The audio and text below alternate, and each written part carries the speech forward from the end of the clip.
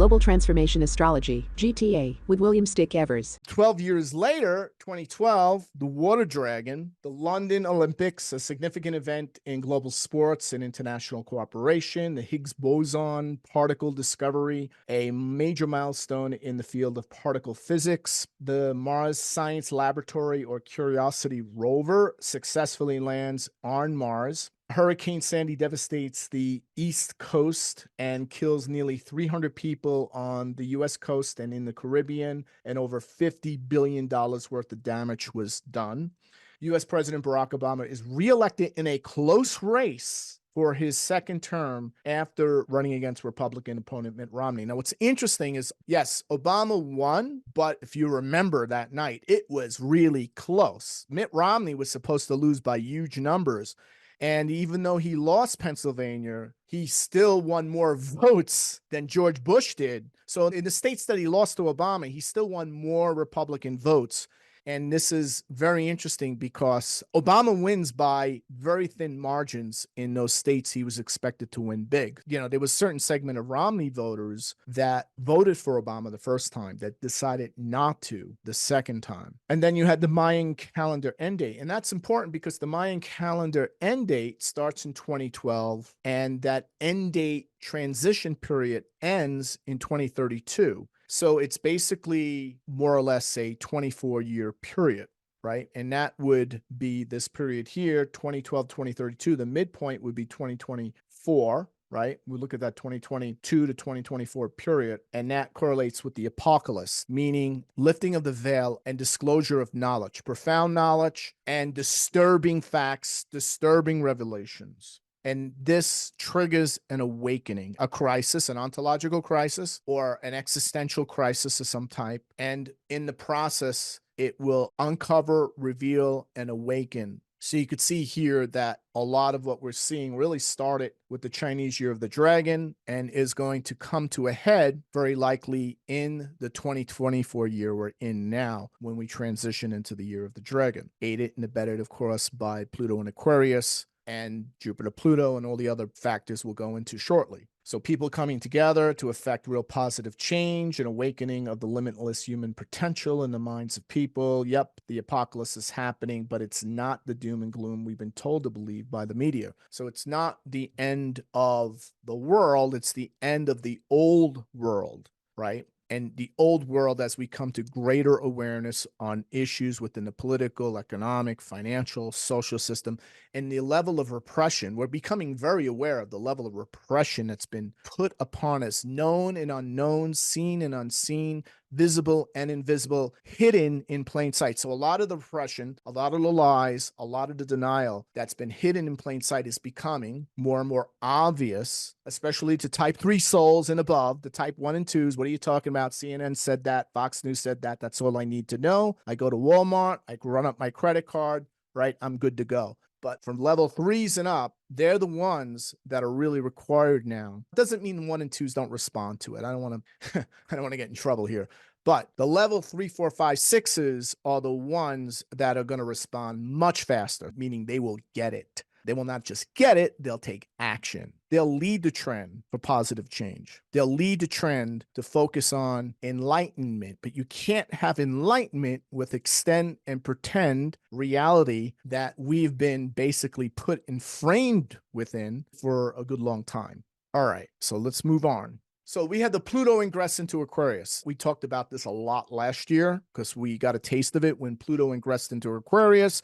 At the time, we saw the deployment of ChatGPT 3.5, which was shortly followed by ChatGPT 4, and we now will see the deployment of ChatGPT 5, which is the first generation of artificial general intelligence. So what are we going to see when Pluto ingresses into Aquarius? And that will happen January 20th, days before the Year of the Dragon. We're going to see challenges to the plutocratic powers and hidden influences, where we're going to see deep-seated power structures and hidden influences of the elite, where it was all conspiracy theory that only Alex Jones talked about, and that's why he had to be deplatformed, of course, right? Now he's back on Twitter, and now he's participating with all these other journalists on both the left and right are now meeting up and having podcasts with Alex Jones, telling him, you know what, dude, I didn't believe you, but you've been right, because I did my own investigative, Glenn Greenwald, for instance, right? He's validating a lot of what Alex Jones was saying. I saw this happen in debate yesterday. I was watching on Twitter over the January 6th so-called insurgency. They're calling it an insurgency to overthrow the government. Now, you know that is overreach, right? At any rate, so the challenge to the plutocratic power system, to the oligarchy, to hidden influences.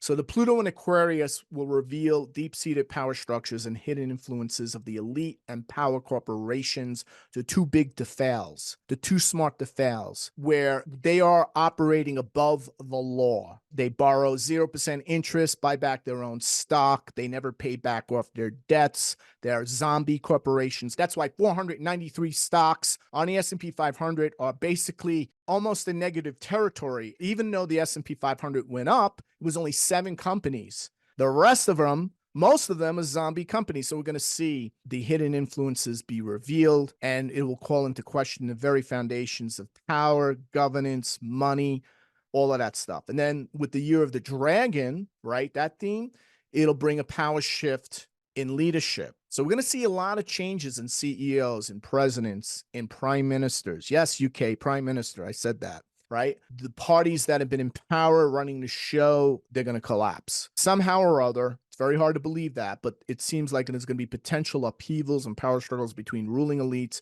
and emerging forces advocating for change. We're going to see heightened awareness in wealth inequality and social injustice. This is a big theme as well, because Pluto and Aquarius is about bringing to the forefront all levels of inequality, injustice, lack of freedom, all forms of political repression, social repression, all the invisible forms of repression that's built into our fossilized structure in order to keep us compliant, tax-paying citizens that do as we're told. Basically swallowing that blue pill, right? Pluto and Aquarius is going to challenge the status quo. It's going to seek reform or revolutionize societal systems. Many of you already see this, but I'm going to say even your blue pill friends who living, one block down in New York, they're going to start seeing the inequality. They may still vote the way they're going to vote regardless, but they're going to at least acknowledge it and say, well, even though I'm going to vote again for the same person, I'm going to expect this time it'll be different because I see the inequality, the social, the economic, the political disparity.